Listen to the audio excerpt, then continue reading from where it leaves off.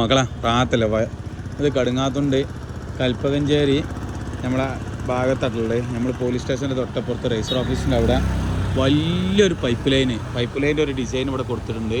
സംഭവം എന്താ വെച്ചാൽ ഈ പൈപ്പ് ലൈൻ കൂടി വരുന്നത് വേസ്റ്റുകളാണ് എന്നുള്ളതാണ്. എങ്ങനെയാണ് ഈ വേസ്റ്റുകൾ ആവണമെന്ന് ചിന്തിച്ചിട്ടുണ്ടെങ്കിൽ നമ്മളിവിടെ എവിടെയെങ്കിലും മാലിന്യ ഓടയിൽ ഇട്ട് കഴിഞ്ഞാൽ നേരെ അത് പുഴയിൽ പോവുകയാണ്. പുഴയിൽ പോയിട്ട് പൈപ്പ് ലൈനിൽ കൂടി എന്താണ് ഇതിൻ്റെ വേസ്റ്റുകൾ ആണ് നമുക്ക് കുടിക്കാൻ കിട്ടുന്നത് എന്നുള്ളതാണ് സാരട്ട ഇത് സൂചിപ്പിക്കുന്നത്. ഇതാരാ നിർമ്മിച്ചതെന്ന് വെച്ച് കഴിഞ്ഞാൽ ഇത് നിർമ്മിച്ചത് വേണ്ട ഷിബു വെട്ടം.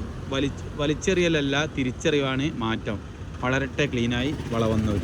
പിന്നെ ഇവിടെ ഒരു ചെറിയൊരു വീട് ഒരു മുറ്റം.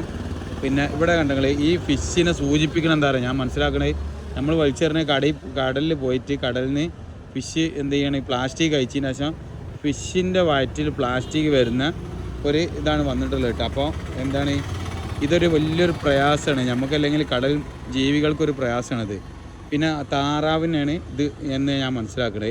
താറാവ് കൊത്തി തിന്നുന്നതിൻ്റെ ഇടയിലെല്ലാം പ്ലാസ്റ്റിക്കുകളുള്ളതുകൊണ്ട് എന്ത് ചെയ്യുക, പ്ലാസ്റ്റിക്കുകളിലുകൊണ്ട് അതായത് താറാവിൻ്റെ ഒരു സഞ്ചാരപഥ അതിൻ്റെ സ്വാതന്ത്ര്യം നഷ്ടപ്പെടുത്തുന്ന രീതിയിലാണ് ഈ പ്ലാസ്റ്റിക്കുകൾ കെടുക്കുന്നത്.